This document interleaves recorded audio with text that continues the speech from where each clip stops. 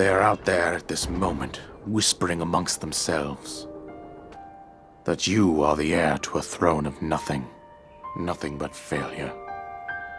Welcome to MojoPlays, and today we are ranking every version of Hyrule's ethereal leader Zelda.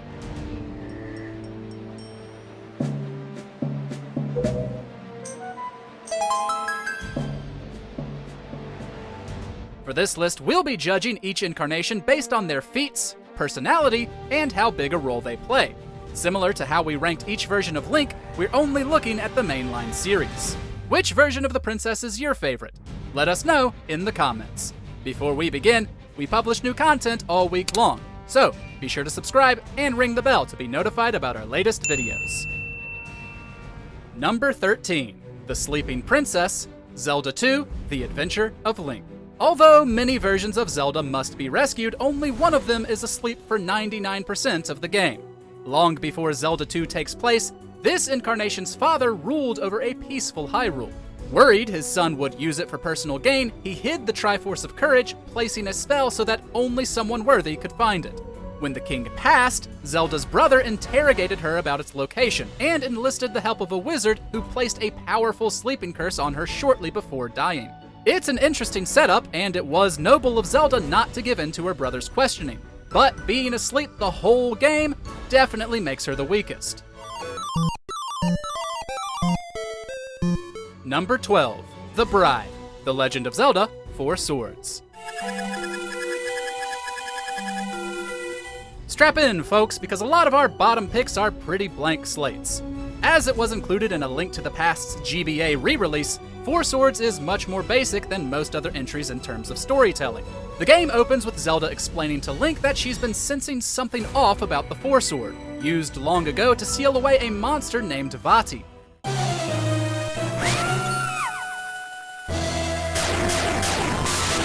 Turns out, she was right, and Vati kidnaps her with plans to force her into marriage. Naturally, Link rises to the task and saves her, but that's essentially all we get from this version of the princess. Number 11, The Damsel, The Legend of Zelda, 4 Swords Adventures.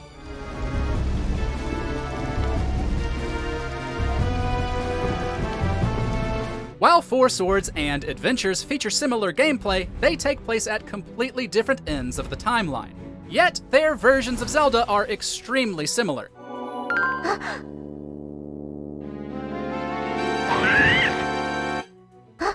Out of fear that Vati's seal is weakening, she and the 6 Shrine Maidens try to open the 4 Sword Sanctuary to investigate. Unfortunately, they're all kidnapped by Dark Link, who then tricks regular Link into pulling the 4 Sword from its pedestal and releasing Vati. Here, Zelda is your classic damsel in need of rescue. What earns her some extra points over her GBA counterpart is that she at least gets to use light arrows in the final fight against Ganon.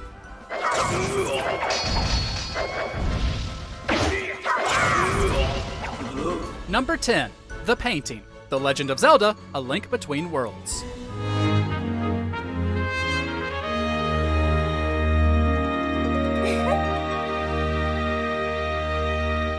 While there isn't much to set this version of Zelda apart from most others, at least she doesn't get kidnapped immediately.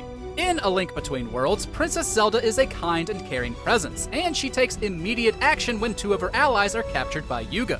It's her who gives Link the first of 3 pendants needed to obtain the Master Sword. Of course, she's still captured right before Link ventures into Lorule, and she stays gone until the ending.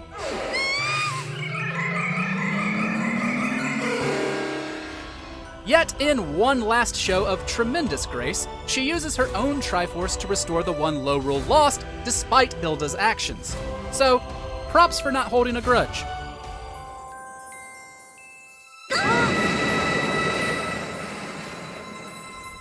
Number 9, The Classic Princess, The Legend of Zelda.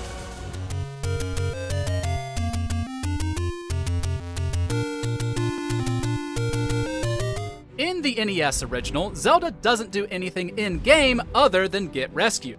All information about her is given in the manual and a very brief opening text crawl. When Ganon attacked Hyrule, she split the Triforce of Wisdom into 8 pieces, hiding them throughout the kingdom. She also sent her right-hand woman Impa out into the wilderness to search for help, eventually finding Link. Although there's barely anything we can grasp about Zelda as a character, that's some next-level quick thinking.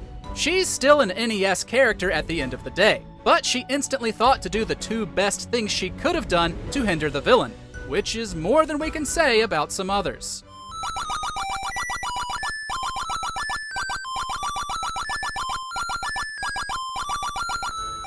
Number 8. The Friend. The Legend of Zelda, the Minish Cap.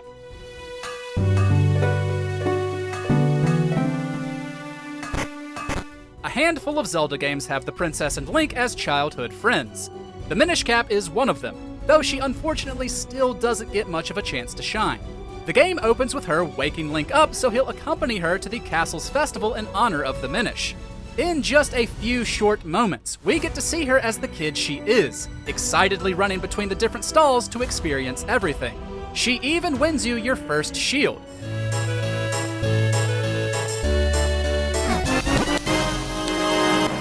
This is a side we don't often get, as she's usually still dealing with being a ruler despite her young age. Of course, she's turned to stone directly after this, so we can't place her any higher.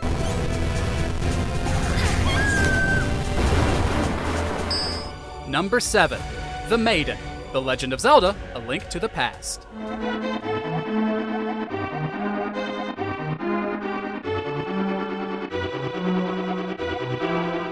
Some versions of the princess are captured, and that's that. But A Link to the Past opens on Zelda's capture before she sends a telepathic message to Link, calling for his aid. Sure, she still needs help, and she gets captured again later, but at least she immediately fights back in her own way. So yeah, suck it, Aghanim.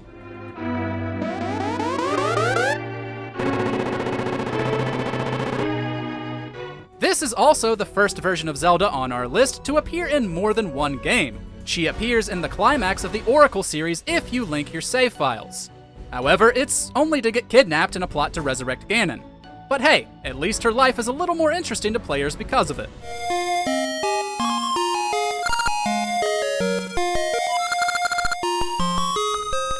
Number 6. The Prisoner.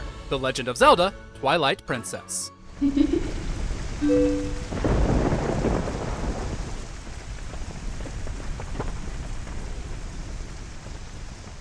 In most cases, Zelda is kind, warm, and immensely caring for her people. The version of her in Twilight Princess still holds those qualities, but you can tell the crown sits more heavily on her head. Inside of a darker plot, it's interesting to get a Zelda who gives up her freedom for the betterment of her citizens.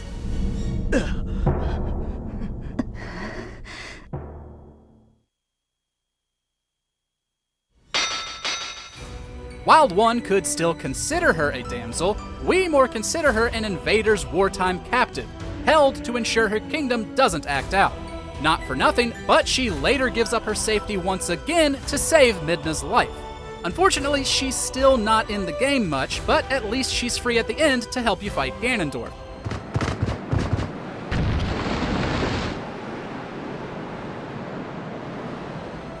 Number 5. The Companion. The Legend of Zelda, Spirit Tracks.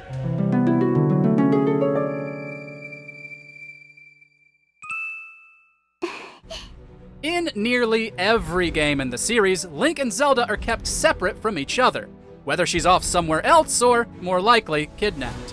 The exception is Spirit Tracks. Here, Zelda is betrayed by her advisor Chancellor Cole, who removes her spirit in hopes of using her body to resurrect an ancient demon. Her spirit travels with Link as this game's companion, with the ability to possess the otherwise annoying phantom enemies. This helpful perk, along with her playing a more defined role in the narrative, makes her one of the deepest incarnations. Sadly, Nintendo also made her extremely afraid of rats, which is all kinds of lame.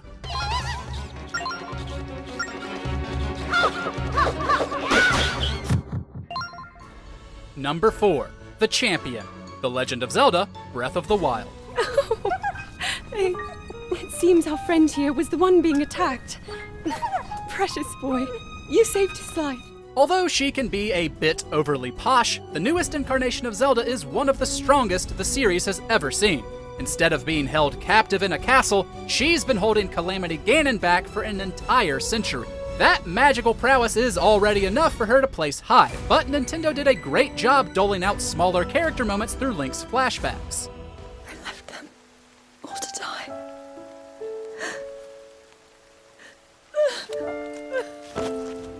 They paint the picture of someone unsure of their capabilities and plagued by self-doubt. Her struggles to prepare made us sympathize with her, as did a heartbreaking moment where she took blame for so much life lost. Tears of the Kingdom only enhanced how caring and honestly delightful this version is.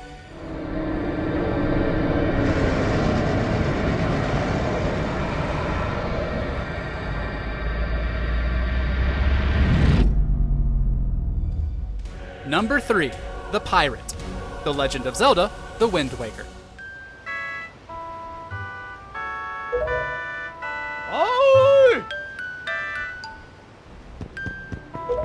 Man, Tetra is cool. From the first moment she sassed Link, she instantly became a character we craved more of. She was tough enough to lead a group of adult pirates, and confident enough to pull everyone in with her charm. Never before, nor since, have we gotten a Zelda with this much swagger.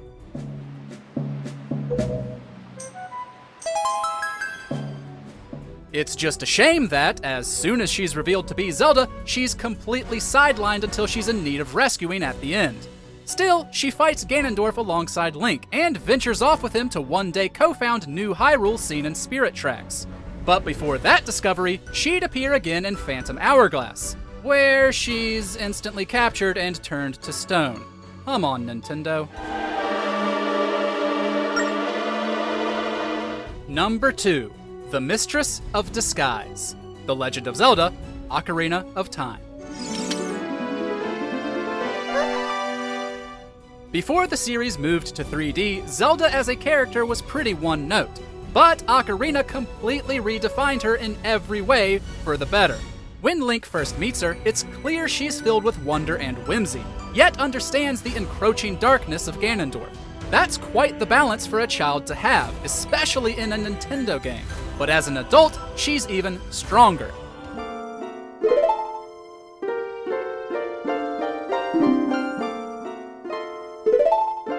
She spends the majority of the game disguised as Sheik, using her training from Impa to help Link on his quest rather than require it from him. The hero of time would have been absolutely lost without her, and it's usually the other way around. She still does get captured, but only at the end after she loses the disguise.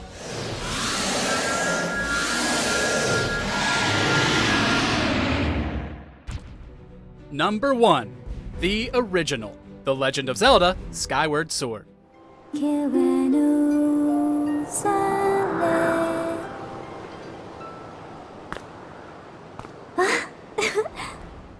Of the many versions of Zelda we've gotten, none have made as much of an impact on us as the one in Skyward Sword.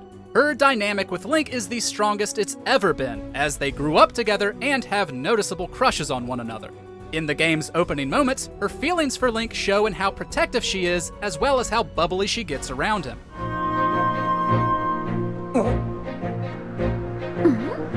Additionally, she goes on her own journey of discovery while Link goes on his. And being the chronological first, it's revealed she's the goddess Hylia reborn in mortal form. Her feelings and desires are derailed by her destiny, yet she never falters in doing what is right. There are so many strong qualities within her, it makes her impossible not to love.